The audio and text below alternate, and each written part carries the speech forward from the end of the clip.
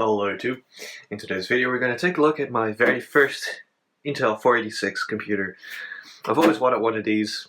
I've been on the lookout for a long time, and you know when you're trying to look on eBay and stuff, it's like, vintage computer, here, come buy for like $200 or get it shipped from the US and shit like that. No, I want one locally, thank you very much. And that's what actually happened, but it wasn't a very easy process, let's put it that way. So, yeah. These things are near unobtainium here in the Netherlands these days. Most people are just throwing them out in the dumpster. Or they've suffered from leaking battery death and stuff like that. But this one didn't have such a fate at all. It's in pretty decent condition. It has a little bit of yellowing, and that's pretty much it. No broken off plastics, no damaged components, everything works. Even the original hard drive in this machine. So, what is this? Well, this is a Compaq Deskpro XE 466. It was gifted to me by my girlfriend. God bless her. Anyway, you can tell I'm happy about this. But yeah, it's an XE 466. It's a 486 DX2, 66 MHz. Has 60 megabytes of RAM. Just one 3.5-inch floppy drive. I will be adding a CD-ROM drive to this to make file transferring easier.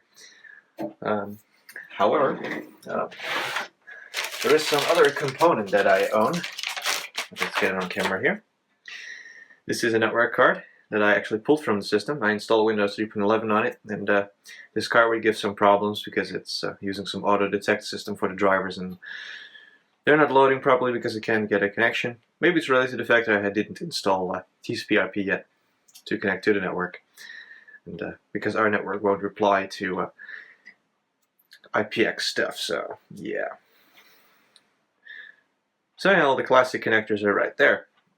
Also has RJ45, luckily. That stuff wasn't mainstream back then, so it's good to have. Right, so on the front we only have the floppy drive and a knockout plate for a 5.25-inch drive. Could be either a 5.25-inch floppy or a CD-ROM. Nothing else really aside from the power button, which feels amazing. I used to see these machines everywhere, and when I was in primary school. I started there in early 1998. And we still had tons of these old Desk Pros. They're just amazing machines. They just never seem to want to quit. And this one is no exception. So, here is the back of the machine. We have 4 audio jacks there for line in, line out, microphone and speaker out. PS2 ports for keyboard and mouse, a parallel port, a serial port, a 14-pin VGA down here in the corner, which is powered by a Compaq Q-Vision 1 MB onboard GPU. I installed a sound card. This is the AWE64 that I pulled from a Pentium PC. It's just for testing purposes. I've ordered a Sound Blaster 16 to replace this. Should be a pretty good match. 486 DX2 66 and a 64.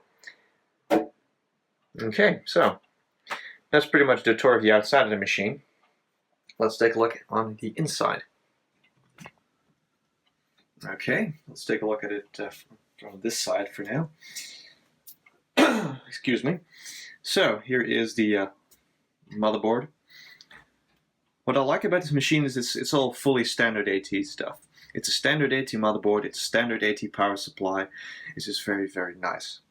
So if anything breaks in the system or the motherboard goes bad, I could just put in another AT motherboard, hook it up to the power supply, and we're good to go.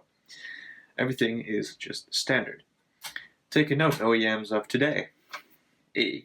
So here we have the riser board with the ISA slots. We have 3 16-bit ISA slots there.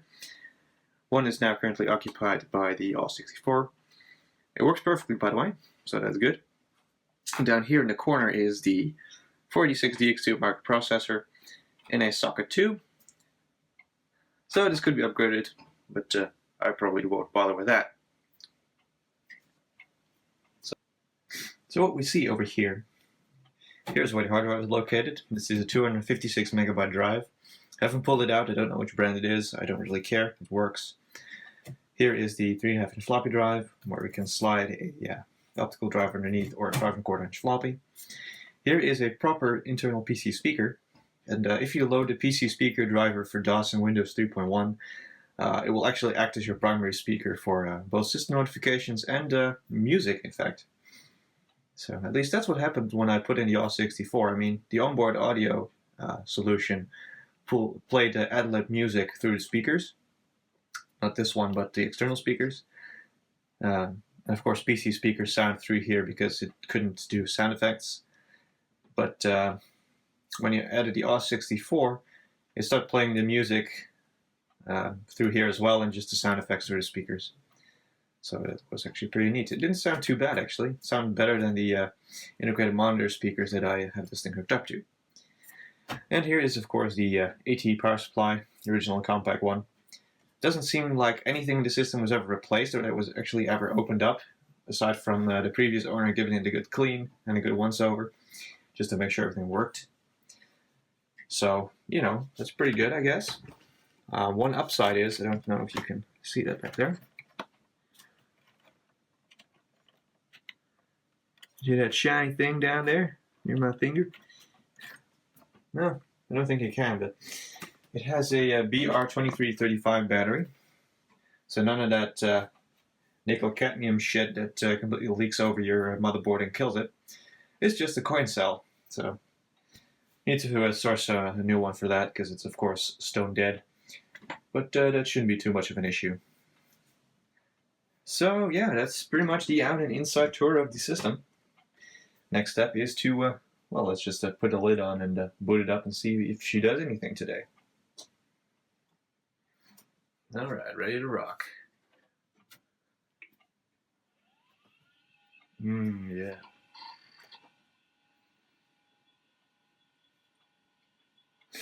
That hard drive is still very healthy, which I'm very happy about. And I forgot a VGA.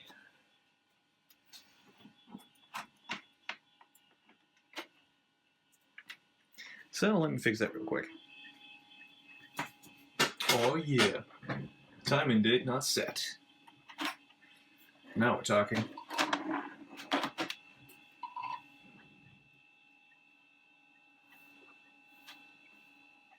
So it's running DOS 6.22 as well as Microsoft Windows 3.11 for workgroups. Just because it's the only version of 3.x that I can find in my main language. And that's just more nostalgic to me, so I figured that would be a good idea. So, yep, the sound card is loaded properly. So let's just take a look in Windows.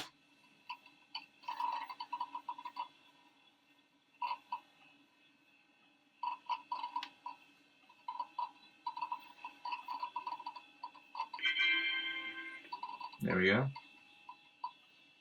It's coming from the internal speaker.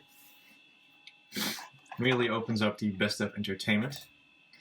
Yeah, the external application will all be English, but I don't really care. It's pretty much impossible to source things that are this old and still in Dutch, but I don't care too much about that. So I've just put some DOS games in here that I've so far installed. Of course, we have to install everything through floppy disks, like in the old days. And I haven't had too much time to play with this yet, so. But otherwise, Windows runs great. Programs load up in a pinch. My favorite version of Paint still works. So that's very nice. And of course the timing is absolutely wrong because it is now the 3rd of January 1980. I would have been minus 14 and 11 days. Yeah. You do the math. Anyway. So that's pretty much Windows. We don't really have to do too much in there. Because it's pretty barren. It has a couple games and it has a couple updates and that's pretty much it. So, pretty much bare bones still. More stuff will be added, but I will be probably swapping out a hard drive for a slightly bigger one as soon as I put a CD-ROM drive in here. That way I can load up software a bit faster. It's mainly just to transfer some stuff over. And I've got lots of installation files for older DOS games that work just fine, but I'd have to cut them up into a couple floppies and just copy them to the hard drive and then install them. It's a bit more cumbersome. I mean, if we can add a CD-ROM drive, why shouldn't we? So let's just, whoops, open up a couple games from this mush board. Let's get a listing here. We've got 4D Sports Driving, Digger, Doom, and Wolfenstein 3D. Well, let's go to Doom for now.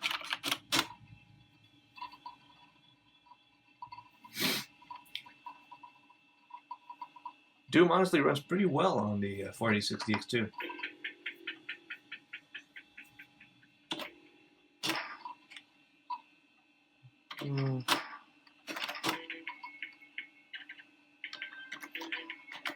I've decided to put the detail to low so I can play on the full-size image.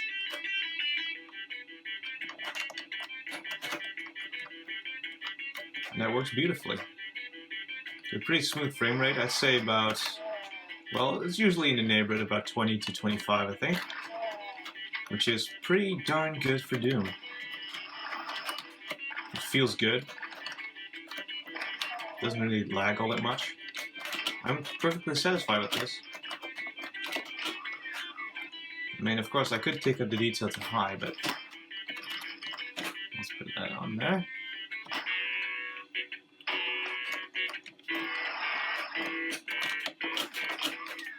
As soon as you do this, it starts to lag a little bit more. It's still not as bad that I would say it's unplayable. It never really gets unplayable.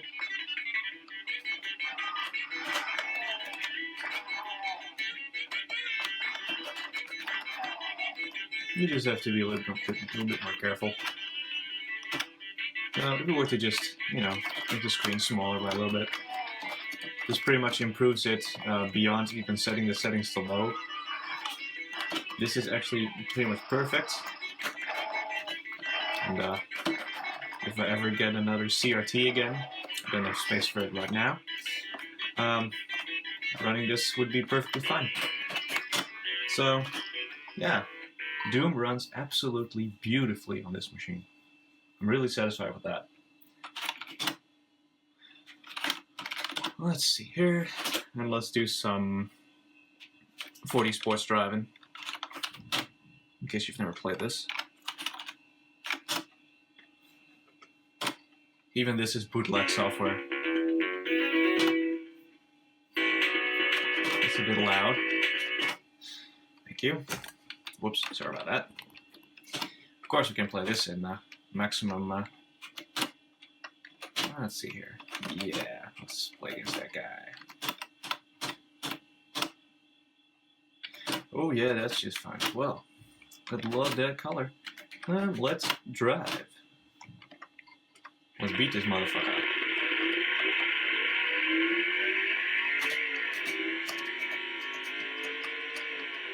Come on, birdie. Pass me. Yeah. He rear-ended me. Prick. That was funny. Yeah, that's the joys of playing old 90s software. So I will probably, or most likely, be loading up all of the classic games I used to play as a kid on MS-DOS. For that I will need a bigger hard drive. I've already checked. This 250 meg drive will be filled up pretty quickly, actually. I will be putting in the Seagate Medalist drive that is in my Pentium PC, or well, being kept in place by my Pentium PC because I don't want to lose it. But I won't do that until I've actually installed the CD-ROM drive. I will do that shortly. I will just have to find out whether my CDRW drive in the Pentium PC will work. And if it does, I will keep that in here because it's a very nice and reliable drive, and it's yellowed, so it has character. And yeah, after that, I'll just buy another CD-ROM drive for the Pentium PC. That's in beige as well, to keep that thing in check. I'll probably replace that drive with the one in this PC if it's not as yellowed, because that would fit more to this. Because this one is only minor yellowing, and it's very, very nice condition overall. Anyways, I'm kind of losing track here. This was the overview and a look and test of the Compaq Deskpro XE 466. Hope you enjoyed this video. I thank you all for watching, and I'll see you guys in the next video.